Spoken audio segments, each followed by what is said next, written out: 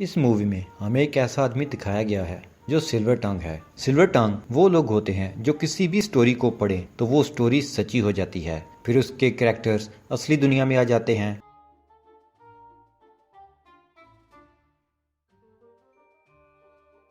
Movie के start में इस आदमी को अपनी फैमिली के साथ दिखाया जाता है। वो अपनी वाइफ और छोटी सी बेटी के साथ रहता था। एक रात वो अपनी बेटी को एक स्टोरी सुना रहा होता है जिसमें एक रेड कपड़े का जिक्र होता है और वही रेड कपड़ा उनके घर के बाहर आ जाता है। फिर हम 12 साल बाद का वक्त देखते हैं जब सिल्वर टंग की बेटी बड़ी हो चुकी होती है। उसका अपने फादर के साथ बॉन्ड बहुत अच्छा होता है और आज वो किसी ओल्ड बुक शॉप जाने वाले थे कोई खास बुक ढूंढने के लिए। इस बुक का नाम होता है इंक हार्ट। वो एक बुक शॉप में जाते हैं लेकिन सिल्वर टंग की बेटी पहले ही बाहर आ जाती है। जब वो बाहर आता है तो देखता है कि उसकी बेटी के साथ कोई अजनबी इंसान बात कर रहा है और उसका नाम ट्रस्ट फिंगर है। वो सिल्वर टंग से पूछता है कि क्या तुमने वो किताब ढूंढ ली? अगर मिल गई तो क्या तुम उसे दोबारा पढ़ोगे? सिल्वर टंग उसे कहता है कि तुम्हें उससे क्या? तो ट्रस्ट फिंगर उसे कहता है कि तुम्हारी गलती की वजह से ही मैं यहाँ पर आया हूँ। वो बुक ढूंढो, दोबारा पढ़ो और मुझे वापस घर भेजो। सिल्वर टंग कहता है कि मैं अब नहीं पढ़ता और ना ही पढ़ूंगा। तो ट्रस्ट फिंगर कहता है कि इस चीज की खबर तुमसे कैप्रिकॉन खुद लेगा। वो भी यही चाहता है कि तुम उसके लिए ये बुक पढ़ो।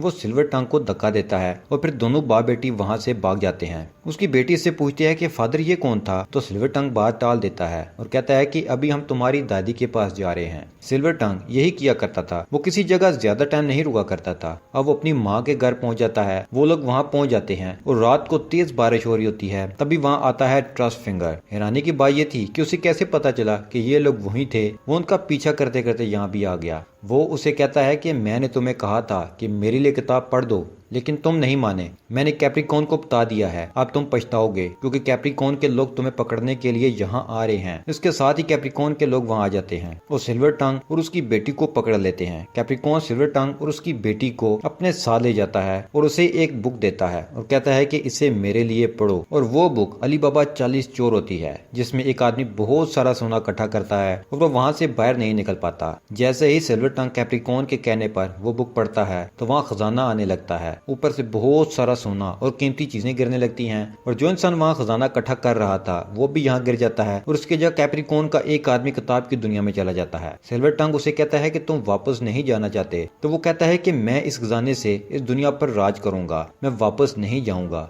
मैं तुम्हें एक मजे की बात बताऊं, मैंने इंक हार्ट की जितनी भी कॉपीज मुझे मिली उन्हें जला दिया है। मैं इस बुक में वापस नहीं जाना चाहता, इसलिए इस आखिरी कॉपी को भी मैं जला दूंगा। वहाँ ट्रस्ट फिंगर खड़ा होता है और कहता है कि कैप्रिकॉन तुम नहीं जाना चाहते ना जाओ, मुझे तो जाना है, इसलिए मैंने तुमसे मदद मांगी थी। कैप्रिकॉन कहता है कि मुझे फर्क नहीं पड़ता और मैं वापस नहीं जाना चाहता, तो वहाँ मुझे फिर स्लेव बनना पड़ेगा, इसलिए मैं इस बुक को ही जला रहा हूँ। और वो ऐसा ही करता है और बुक को जला देता है। अब कैप्रिकॉन सिल्वर टंग और उसकी बेटी को कैद कर देता है। इधर ट्रस्ट फिंगर किचन में जाता है जहाँ एक गूंगी लेडी काम कर रही होती है। उसे भी कैप्रिकॉन ने स्लेव बना रखा होता है। वो वहाँ से कई दफा भागने की कोशिश कर चुकी होती है लेकिन हर बार पकड़ी जाती थी। ट्रस्ट फिंगर उससे पूछता है कि अगर तुम्हें दोबारा चांस मिले तो क्या तुम फिर भागोगी? तो वो उसे कहती है कि हाँ मैं फिर भागूंगी। तो ट्रस्ट फिंगर पूछता है कि किसके पास, यहाँ तुम्हारा कौन है? तो वो लेडी उसे पेपर दिखाती है जिस पर उसने एक स्केच बना रखा था और वो स्केच था सिल्वर टंग और उसकी बेटी का, यानी वो औरत कोई और नहीं बल्कि सिल्वर टंग की वाइफ थी। तो ये बात सिल्वर टंग को भी बहुत हैरान कर देती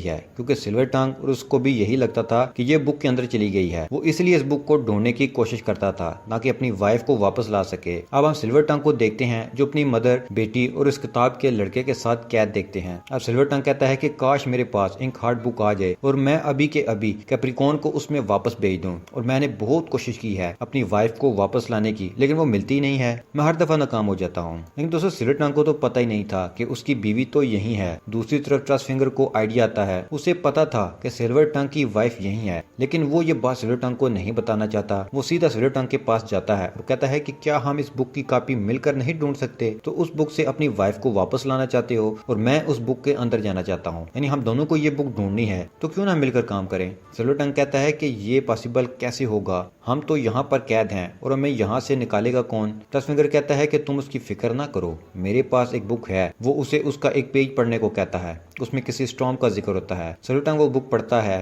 तो वहाँ एक स्टॉर्म आ जाता है जिसकी वजह से वो लोग यहाँ से फरार हो जाते हैं ताकि वो बुक ढूंढ सकें। वो लोग वहाँ से निकल रहे होते हैं लेकिन सिल्वर टंग की वाइफ वहीं से उनको देख रही होती है। लेकिन वो गूंगी हो जाती है, जिसकी वजह से वो उनको आवाज नहीं दे पाती। ट्रस्ट फिंगर देखता है लेकिन वो उसकी मदद नहीं करता। वो ना सिल्वर टंग को बताता है। अगर वो बता देता तो सिल्वर टंग किताब क्यों ढूंढता और क्यों पढ़ता। वो लोग वहाँ से भाग जाते हैं और बाद में वो उस बुक के राइटर को ढूंढ निकालते हैं। वहाँ वो उस राइटर की मदद से एक और बुक ले लेते हैं। बुक लेने के बाद ट्रस्ट फिंगर बहुत खुश होता है और सिल्वर टंग से कहता है कि मुझे इस बुक में जल्दी से भेजो ताकि मैं अपनी फैमिली के पास जा सकूं। तो सिल्वर टंग उसे कहता है कि नहीं, मैं पहले अपनी बीवी को वापस बुलाऊंगा और फिर तुम्हें वापस भेजूंगा। ट्रस्ट फिंगर सोचता है कि ये तो अपनी वाइफ को वापस बुला ही नहीं पाएगा और मुझे इतना वेट भी करना पड़ेगा। तो वो उससे सब कुछ सच बता देता है कि मैंने तुमसे ये बात छुपाई और उससे वो बुक छीन कर जाने लगता है। तो सिल्वर टंग कहता है कि तुम्हारा दिमाग तो ठीक था, तुमने मुझे पहले क्यों नहीं बताया, मुझे उसकी लोकेशन बताओ। ट्रस्ट फिंगर बताता है कि हम जिस जगह से आए हैं वो उसी जगह है। तो दोनों लड़ पड़ते हैं। फिर ट्रस्ट फिंगर कहता है कि जिस तरह तुम्हें अपनी फैमिली अजीज है, इसी तरह मुझे भी अपनी फैमिली प्यारी है।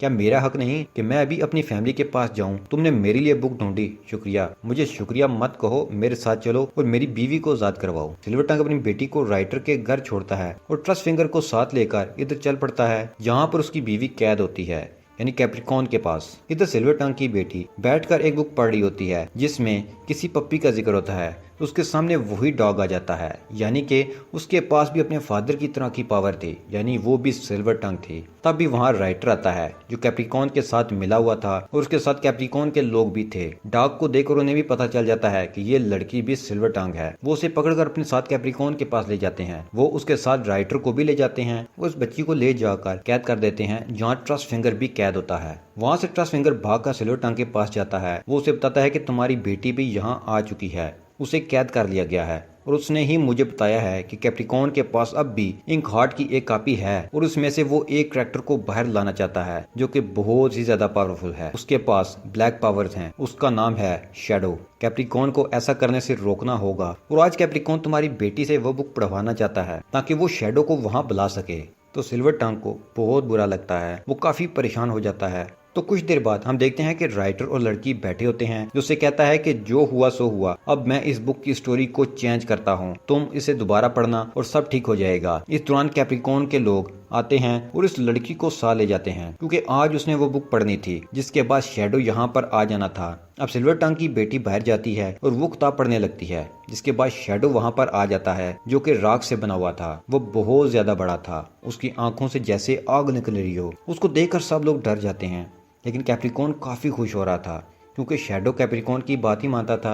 राइटर को भी अपनी गलती का एहसास हो चुका था। वो एक पेज पर स्टोरी लिखता है जो इस बुक की स्टोरी से मुख्तलिफ थी, जो शैडो को वापस भेजने में मदद कर सकती थी। राइटर डॉग की मदद से वो पेज सिल्वर टंग की बेटी के पास पहुंचाता है। वो लड़की ये पेज पढ़ने लगती है। इस पेज पर लिखा था कि शैडो ने जिन लोगों की जान ली उन्हें इन लोगों की तकलीफ का एहसास होने लगा है और अब वो लोगों से बदला लेगा जिसने इन लोगों को मारा और शैडो को ये काम करने पर मजबूर किया। सिल्वर टंग की बेटी आगे भी पढ़ने लगती है और इस पेज पर यह लिखा होता है कि शैडो बढ़ने लगा कैप्रिकॉर्न की तरफ। तो वाकई शैडो कैप्रिकॉर्न की तरफ बढ़ने लगता है, लेकिन तब भी कोई उससे वो पेज छीन लेता है और शैडो वहीं पर रुक जाता है। तब वहाँ अजीब व गरीब किस्म के क्रिएचर्स आने लगते हैं जो कैप्रिकॉर्न नहीं बुलाए होते हैं। सिल्वर टंग बेटी को कहता है कि तुम्हें जल्दी से बाकी की स्टोरी भी पढ़नी होगी। तो बेटी कहती है कि फादर मैं कैसे पढ़ सकती हूँ, मेरे पास पेज नहीं है। तो उसके फादर उसे पेन देते हैं और कहते हैं कि अपने हाथ पर लिखो और उसे पढ़ो। वैसा ही करती है और लिखती है कि जब शैडो कैप्रिकॉर्न की तरफ बढ़ता है तो कैप्रिकॉर्न जड़ने लगता है शैडो की तरह, वो भी राख में बदल जाता है। जैसे ही वो ये स्टोरी पढ़ती है तो कैप्रिकॉर्न राख में बदल जाता है। लड़की फिर लिखती है कि शैडो फिर वापस चला गया, उसका भी खात्मा हो गया और साथ में ये कहती है कि जो जो इस बुक के कैरेक्टर्स इस दुनिया में आए वो वापस चले गए और ऐसा ही होता है। लेकिन डस्ट फिंगर बेचारा वो उस वक्त वहाँ नहीं था, इसलिए बुक में वापस नहीं जा सका। वो बाद में काफी परेशान होता है कि ये लोग मुझे अब कभी वापस नहीं भेजेंगे क्योंकि सिल्वर टंग को अपनी वाइफ मिल चुकी है, वो अब मेरे लिए क्यों ये बुक पढ़ेगा। लेकिन उसका ये मानना गलत था। सिल्वर टंग उसके लिए ये बुक पढ़ देता है और वो अपनी दुनिया में वापस चला जाता है। इसी के साथ इस मूवी की हैप्पी एंडिंग हो जाती है।